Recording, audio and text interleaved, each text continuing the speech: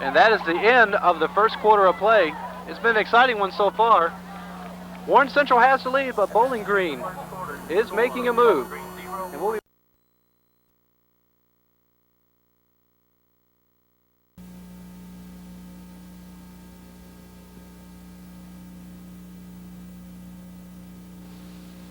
Sean Taylor has just scored on a 10-yard run.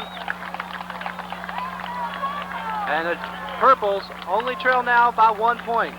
It's 7-6 with 11:21 remaining in the first half of play. And Jay Burr in to try the extra point. Burr, a right-footed soccer-style kicker. He'll be getting the hold from quarterback David Clark. I like seeing having the quarterbacks in there as the holders, good hands people. And kick goes up. And it's good. So just like that, you turn your head and what happens? The Purples have knotted the score up at 7 apiece. And the Purples are a very capable team of scoring real quick, as Warren Central is more of a deliberate team. They like to take their time, just move the ball, take time off the clock. And Bowling Green's more impact team. They're high explosive and can score almost any time, as we just noticed in this last drive. You're watching the Store Cable High School Game of the Week, and it's sponsored by your good friends at Greenwood Ford BMW, located on Scottsville Road in Bowling Green. Josh Hanschel, and Cortez Metcalf back to receive for the Dragons of Warren Central, as Burr in the opening kickoff kicked it into the end zone. Outline drive kick. Hanschel has it at the 5. Cuts across the field. Gets out to about the 26-yard line. And the tackle. Hanschel. Michael Buchanan in on the stop. Some unofficial stats on the first quarter action. Warren Central with 44 yards versus Bowling Green 62. The first downs, but Bowling Green has 5 to Central's 2 as well, and touchdowns are all even at 1 now. In the time of possession, Bowling Green, as Tim mentioned, they are knocking it down. 7 minutes and 3 seconds in the first quarter versus the 4 minutes and 57 seconds for Central. Pass, and that's complete for a first down, and still on his feet. It's Lee Hightower.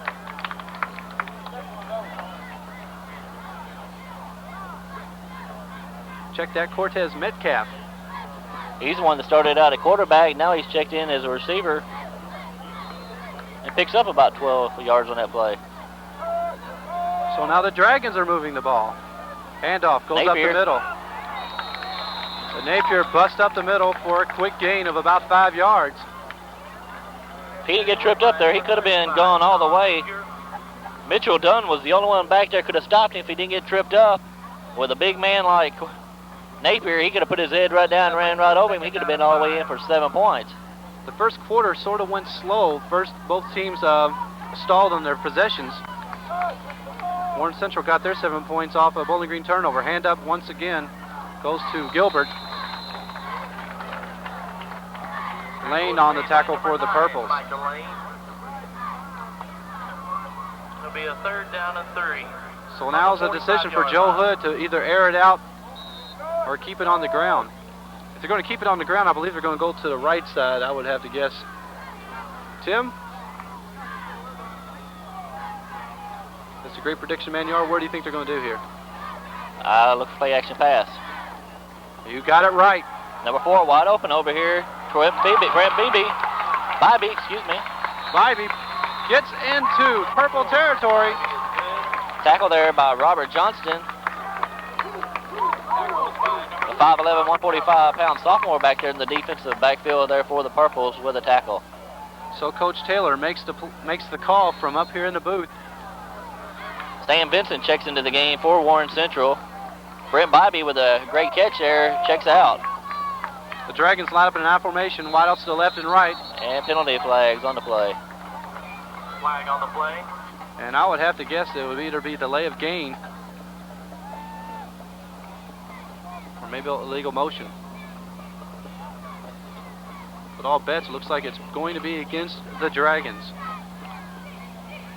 I believe that's only the first official penalty of the game tonight, Dom. We had one there as Warren Central started to drive early in the first quarter, but it was waived, so this is the first official one, and it's encroachment there against the Purples. I stand corrected on that. And I was right, so I was half right and half wrong. They both canceled each other out. It was a legal procedure against the Dragons, and the Purples were lined up offside. That's a very hard one to understand there, though, Dom. How could you have an encroachment on one team and a legal motion offside on the other team? Looks like one team would draw the other one off. It'd be on Hey, Warren Central. I'm not in the field calling the game now. Oh, we might have to put you down there here, Dom. Let's have a 1st and 10. A fumble. Fumble, snap. And a nice play coming up for Davis. The fumble, Warren Central recovered. Bad exchange there from the center to the quarterback.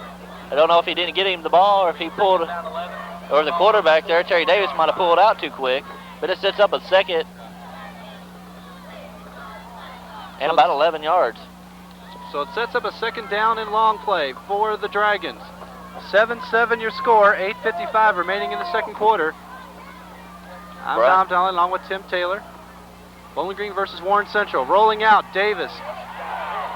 He's going to keep it. He's going to have to run. Oh, and he gets leveled over there. Nice run by Davis, but he will be short of the 1st down yardage, so set up a 3rd down and short play. Number 38, Lee Hightower. Number 88, Dwight Burton. And number 88, Dwight Burton. They're on the stop for the Purples. And Terry Davis took a whack over there on the far left, right in front of his bench. He took a big hit over there. It sets up a 3rd, about 3 yards to go. He is shaken up. So a big play now. Sets up a 3rd and about 4.5. We'll call it 5 yards. Pitch back. Goes Oh, Gilbert. good second effort. And Number Gilbert 30, First down, Marcus Gilbert, as you were saying there, Dom. Gilbert was finished off by Mitchell Dunn. Nice second effort there. Got him the 1st down. Looked like he's going to be dropped about a yard or two short. They gave a great second effort and stayed on his feet. Got the 1st down. And one thing I've seen a lot, they're substituting a lot for Brandon Jewell, the highly contested college prospect, as he's playing both sides of the ball. Dan Hill, he likes to have different players on different sides of the ball. As some coaches like to go with players playing on both sides. Intercepted. And intercepted. Dwight Burton on the interception there for the Bowling Green Purples.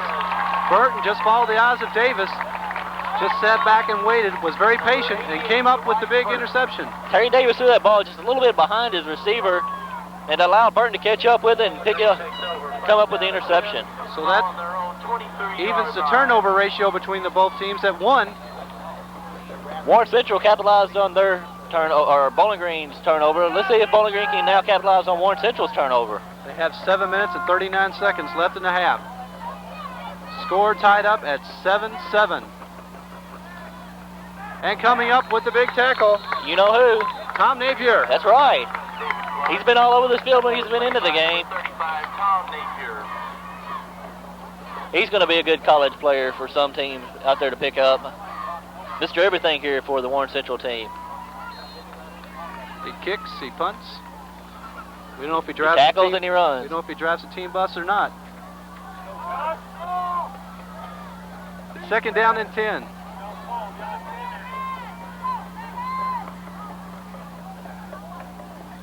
Boyd in motion. Clark keeps it, and he's tackled once again for a loss. Should I say his name? He Tom had some Napier. help. He also had some help from number 42, Brian Bybee. I cannot believe the Bowling Green defense is not picking Napier up on the backside. It looks like their right side guard and tackles are pulling this way to lead on the tackles, and Napier's coming untouched and just grabbing the quarterback from behind and throwing him down. I believe at halftime that offensive line coach for Bowling Green is going to have a talk with his men to see what is going on with Tom Napier. 3rd down and 8. A gain of about 2 on the play. Looks like a passing. Clark fakes right, goes Chased fakes by left, Napier. goes right, excuse me. Coming back to the right. He's all over the place. He's still going. He's going to be shy of the 1st down. Carried by David Clark. And But Turner comes up with the tackle. it looked like a clip to me back in the back there. I did not see who was back there that got clipped, but no penalty flag was called on it. Tom Napier was back there pleading his case back there with the referee, but the referee didn't see it that way. Looks like that might be the only way they can stop Tom Napier tonight. And of course, you know the referee is the only one that counts, so no penalty. Bird a punt. Gets off. High but short. Fair catch is called, but the ball will roll. And it will rest at about the 37-yard line. Sean Withrow downing the ball there for the Bowling Green Purples. So Warren Central's on the drive. They were intercepted, but Bowling Green was stopped. 3 plays and out. Well, now it's time for Central to see what they can do. Well, as I said earlier, let's see how Bowling Green reacts to their interception, but they were unable to capitalize, so let's see if Warren Central can get the ball back now and see if they can drive like they've been driving real good tonight, though, Dom. I've been surprised at how easily they've been driving against this Bowling Green defense. Been getting good yardage, driving down the last time, but got picked off inside the 25-yard line. So let's see if they can get the ball in motion here again with the 5:30 to go in the first half. Right now we're having an official timeout, and I think this is a very wise timeout. During the early, I'll say early games of the month of September, that is, the officials will be calling official timeouts to give everybody a chance to get a water break, and it's not a charged timeout to either team. It's just scheduled timeouts to give them a chance to make sure that that players don't cramp up, make sure they get plenty of water, make sure heat exhaustion might not set in. It gives them a break. It's a very wise move, I say, by the referees, and they're scheduled. It looks like they're getting about 2 a quarter. If you care to carry that gear around these young men have to carry around, as hot as it is out here tonight, you'd be wanting a timeout every 5 or 10 minutes yourself. Now I would say it's also very hot for us up here. And as you can see there on your screen also, the referees even getting him a drink, as it's even hot on them out there too.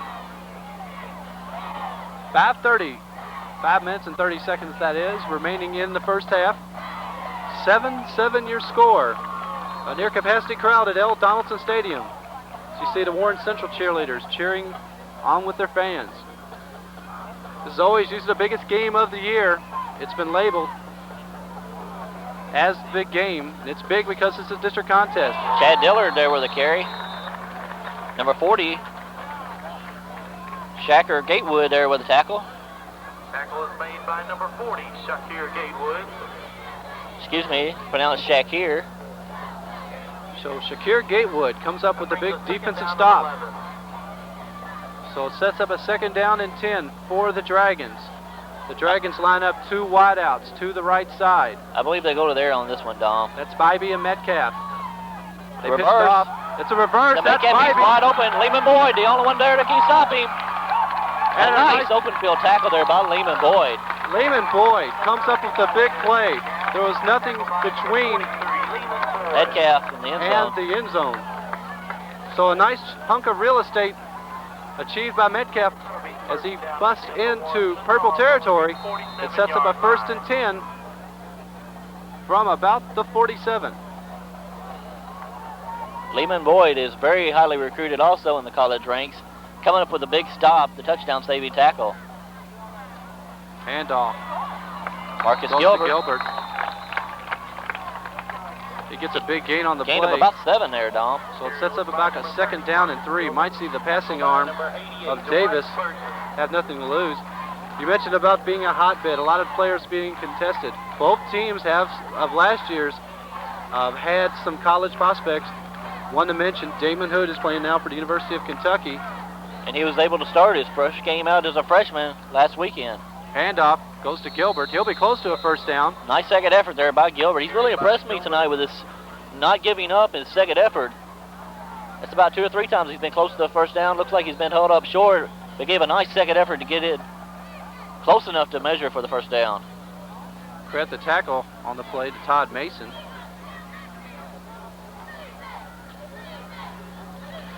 Going over our schedule, I'd like to remind you that the replay of this ball game can be seen tomorrow, September the 17th at 4 p.m. here on Store Cable 6. And that game is, as always, sponsored by our good friends at Greenwood Ford BMW. It's going to be a little bit. No, they're going to give him the 1st down. It looked real close there, but the referee said yes, it was enough. So 1st down for the Dragons. So we have 3:40 here to go in the first half. And we'll be having next week off, that is, for our Store Cable crew. But we'll be back for the September 27th game of Greenwood taking on Bowling Green. Handoff. Goes to Gilbert. And right now it's crucial. Big plays so far here for Warren Central.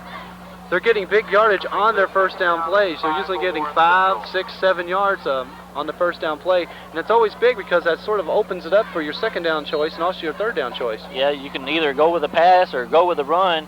It's wide open. You know you're able to move the ball on the ground, so it sets up the second and third down plays. You can decide what you want to do because both of them look like they're working pretty good, the air and the ground.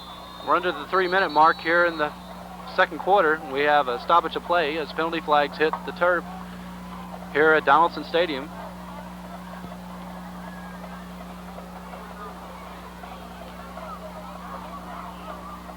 The official comes up with the play. I believe Shakir Gatewood there, number 40, was offsides on the right end for the Purples.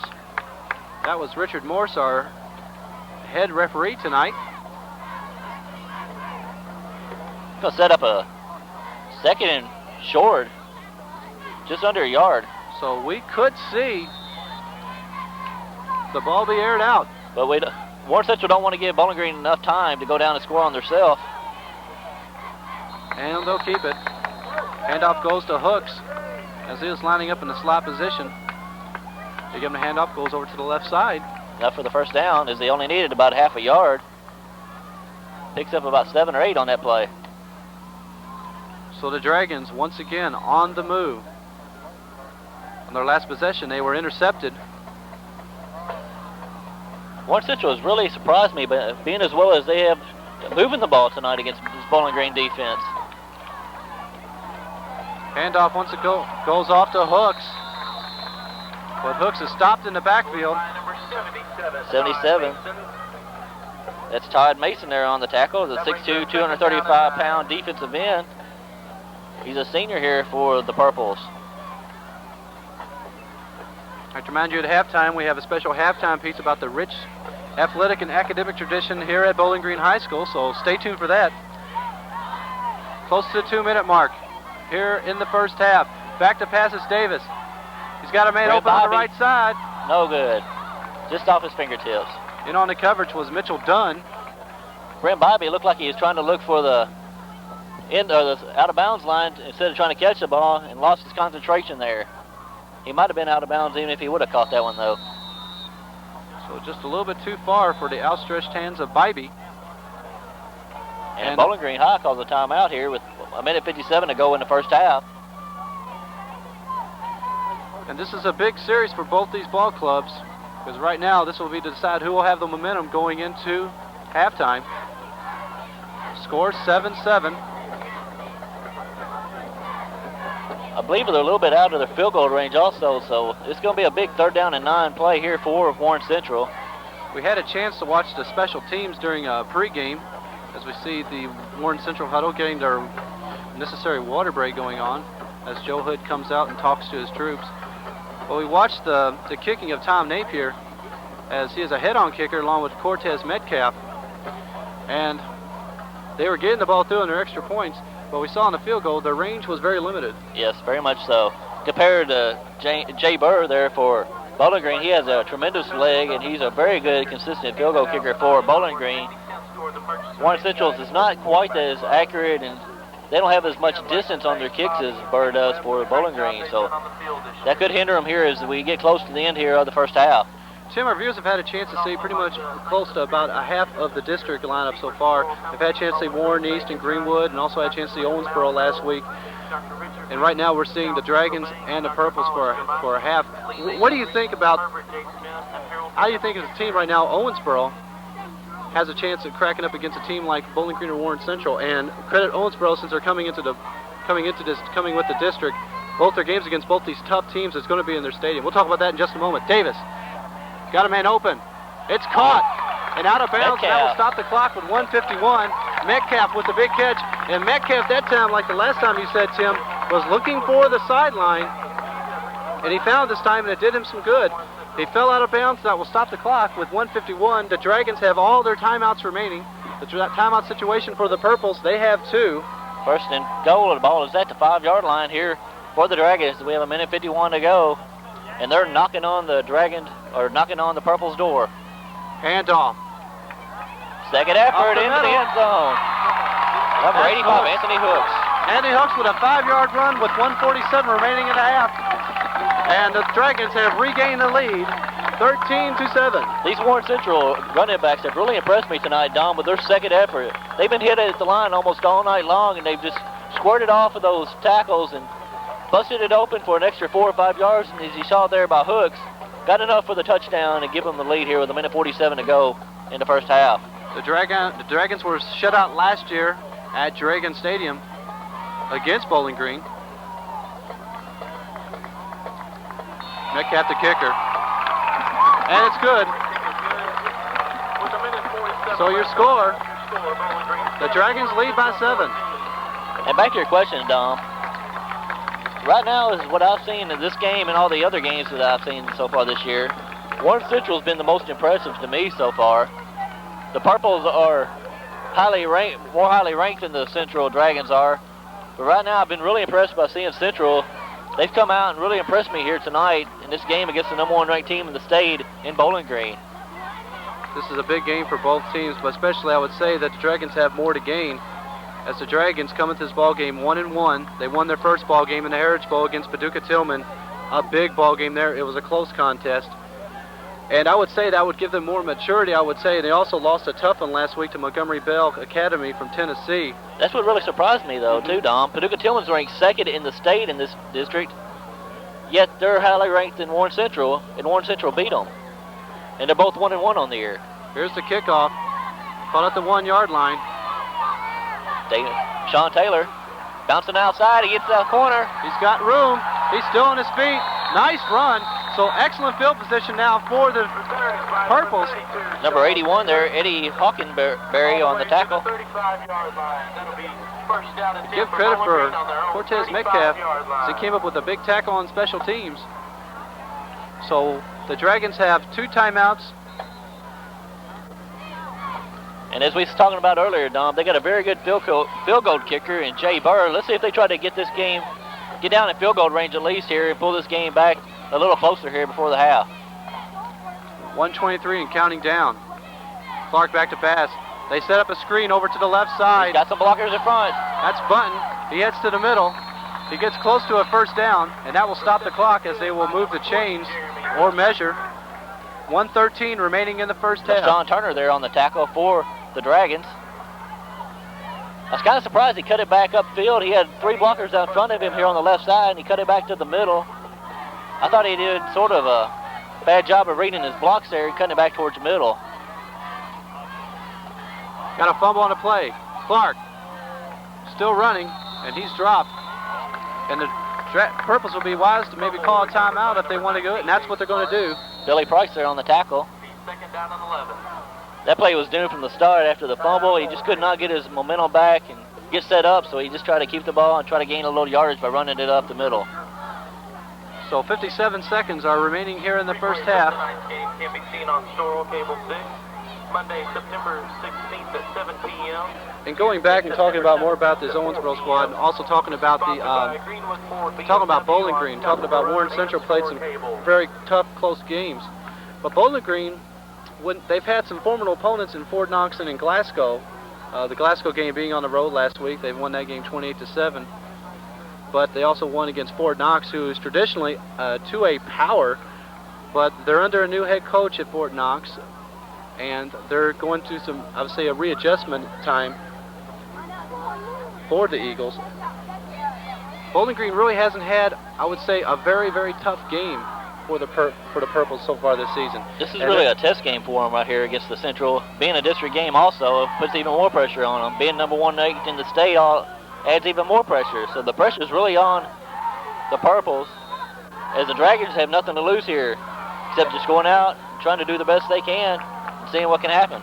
And there are so much expectations laid upon them as well, having a great season last year. Let's see what we expect them from now. It's second down and 11. 57 seconds remaining in the half. Clark throws. He's hit hard. Boyd with the ball.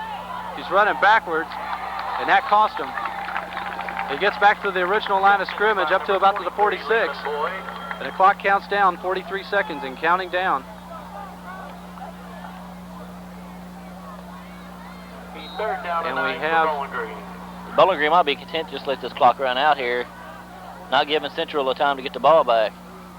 Maybe going for one big air, try to air it out maybe once here, maybe get lucky on a big play. What you might want to see, they're going to try to run the clock out, but you might see the Dragons go ahead and call a timeout and see if they can get maybe a block punt if they can. But here comes Clark. He's got a man going downfield. He's wide open. That's 14. It's a wounded duck. Interception, nice interception there by number 85. But a Anthony penalty Cook. flag is called. And oh my goodness. If that's a pass interference call, I think that was a bad call. Hooks was going for the ball. He had a right as much as anybody else had to go for that ball. He just dove right over top of him and made a nice interception. The intended receiver was Scott Bolt. Now I wouldn't be surprised to see this flag waved off, because this is kind of what they're going to call it, pass interference against the offense. Hold on, scratch that. Against the defense. So there are a dozen seconds left on the clock. That'll only be a 15-yard penalty, I believe, Dom, in high school football, though. It'll be 15 yards. Unlike professional ball, where you get pass interferences from the spot of the penalty, in high school ball, I believe it's only a 15-yard penalty. So that will move the ball. It'll be an automatic first down. Down to about the 39-yard line. Still outside of field goal range, but How far you would say they would have to get into the field goal range? well, with only 12 seconds left, Penalty is on Warren Central. at least another 9 to 10 yards to get into Burr's range. Has the first down. That'd be pushing it right there at about a 50-yard field goal. The timeout situation for the Purples. They have one timeout remaining. So I say we'll probably see at least 2 plays. Back to pass. Clark throws up a duck, and it's incomplete. That ball was quacking all the way down Guess it's incomplete. That'll be second down and 10. as Dan Deerdorf, I heard him say Monday night, that ball was quacking all the way down.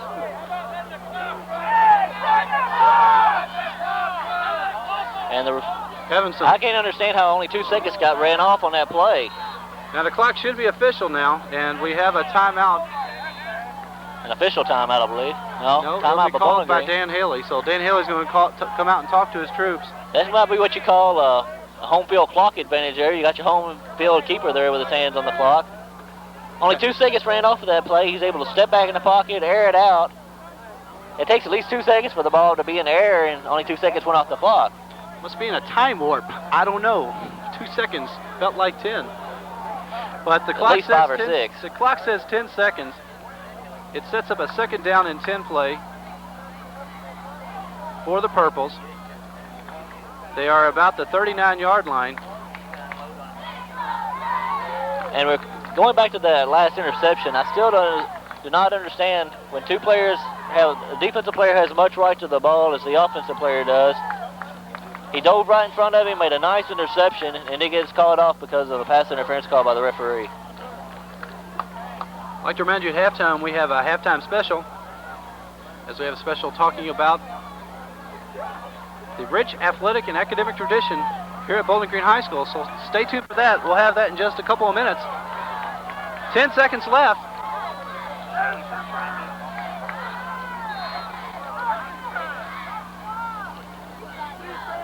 Clark, he's back to pass. Getting pressure. Ball's in the air. And coming up with the interception is Marcus Gilbert. So an interception there takes back And the coming penalty. in on the play was Napier. Napier has been in the face of Clark all night, as we talked about those wounded ducks. And in that play, it was evident. He was in the face of Clark, and it made a difference on that pass. Another thing, Dom, it looked like that play developed about as long as the last play, yet this play took 8 seconds and the other one only took 2 seconds. Now, folks, we're not complaining about the clock, but we're just being realistic here. And that's the half, as 2 seconds evaporated. So,